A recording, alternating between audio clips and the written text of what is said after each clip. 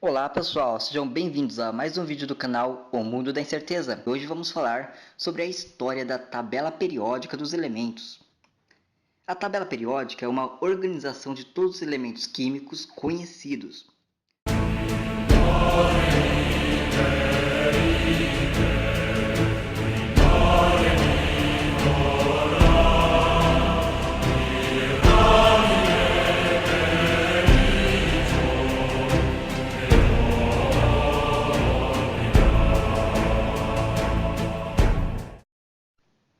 Falamos no nosso primeiro vídeo sobre o átomo que os gregos acreditavam que tudo o que existe era composto de certos elementos. Os monistas da escola jônica e eleática acreditavam que tudo era composto por um único elemento, seja a água na visão de Tales de Mileto ou o ser na visão de Parmênides. Já os pluralistas acreditavam na existência de vários elementos primordiais, como Empédocles, que acreditava que tudo era formado por água, terra, ar e fogo. Leucipo e Demócrito foram os primeiros a pensar no conceito de átomo, uma partícula indivisível que a tudo forma. Alguns séculos mais tarde, Platão, que compartilhava da ideia pluralista, foi o primeiro a defender que os elementos possuem uma forma e associou a cada elemento a um sólido geométrico, chamado de sólido platônico. Além disso, defendeu que um elemento pode se transformar em outro, o que foi a base para a alquimia.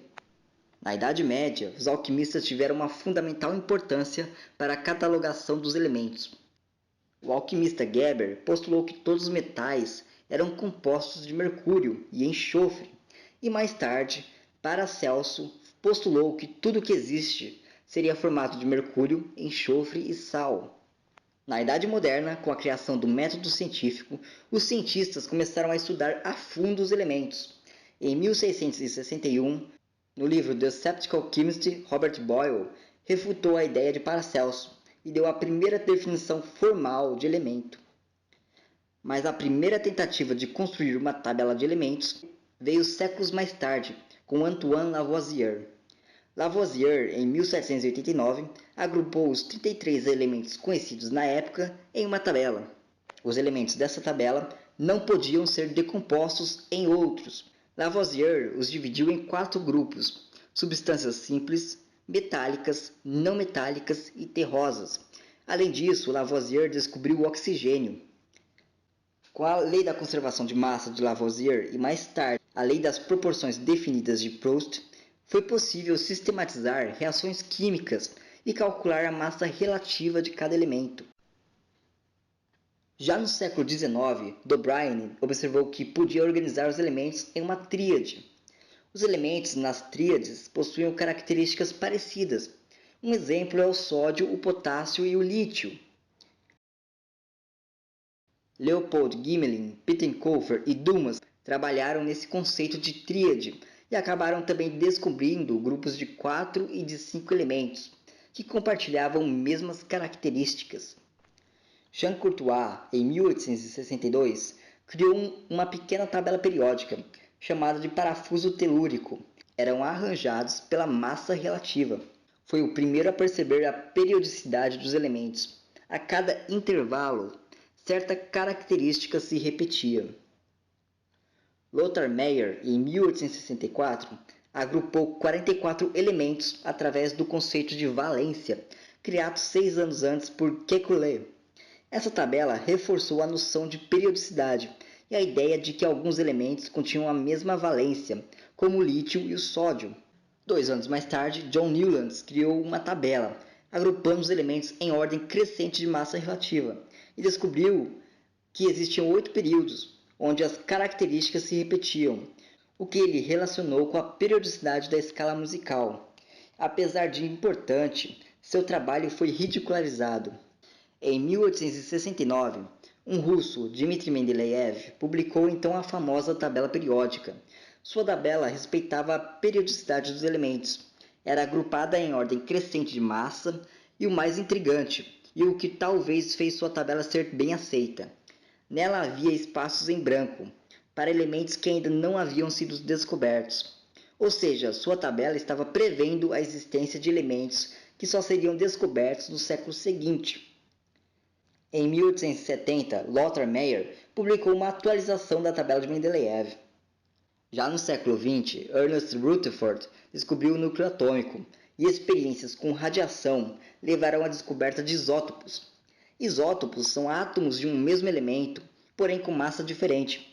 Por exemplo, o isótopo prótio do hidrogênio possui massa 1, já o isótopo deutério possui massa 2. Isso mostrou que a massa atômica não era uma propriedade adequada para se construir uma tabela periódica. Em 1913, Henry Moseley descobriu o número atômico, que está ligado diretamente à quantidade de prótons que há no átomo.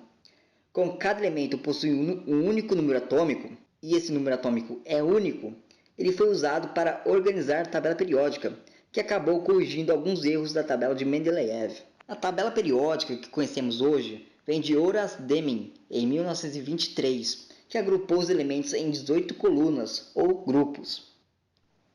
No século XX foram descobertos inúmeros elementos, a qual o último elemento encontrado na natureza é o urânio, com número atômico igual a 92. Porém, durante a Guerra Fria, muitos elementos foram criados, como fez o Tony Stark em Homem de Ferro 2, usando aceleradores de partículas.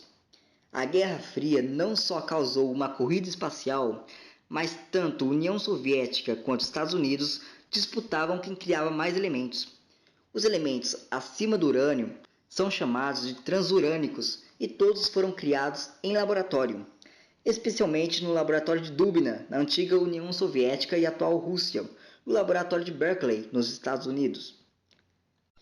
A atual tabela periódica possui 118 elementos, a qual o último elemento, o elemento número 118, foi batizado de Johannesson em 30 de novembro de 2016. Possui 18 grupos ou colunas e 7 períodos, e também possui 6 séries: os metais alcalinos, os metais alcalino-terrosos, os metais de transição, os semimetais, os não-metais e os gases nobres. Ainda existe a série dos lantanídeos no sexto período e a série dos actinídeos no sétimo período. Por vezes, os elementos do grupo 16 são denominados de calcogênios e os elementos do grupo 17 são chamados de halogênios. Vamos agora a algumas propriedades da tabela periódica. Quanto mais à direita e abaixo, maior o número atômico e maior a massa. Quanto mais para o meio da tabela periódica, maior é a densidade do elemento, sendo que o elemento mais denso é o ósmio. Quanto mais para a direita e para cima, maior a eletronegatividade. Quanto mais à esquerda e para baixo, maior o raio atômico. Cada período representa o preenchimento de uma camada eletrônica. Os elementos do primeiro período têm a camada K preenchida. Os elementos do segundo período têm a camada L preenchida, e assim por diante. A série dos metais alcalinos e alcalino-terrosos possuem os orbitais S preenchidos. A metais, semimetais e gases nobres possuem orbitais P preenchidos, enquanto que os metais de transição possuem o orbital D preenchido. Dessa maneira, pode-se localizar um elemento somente pela sua distribuição eletrônica e sua camada de valência, como por exemplo o elemento com distribuição eletrônica 1s2, 2s2, 2p5. É um elemento que se encontra no segundo período do grupo 7A, que se trata do flúor. Bem pessoal, vamos ficando por aqui. Não se esqueça de curtir o vídeo e compartilhar. E se inscreva em nosso canal. E também curta nossas páginas O Mundo da Incerteza e Economia Exata. Até o próximo vídeo.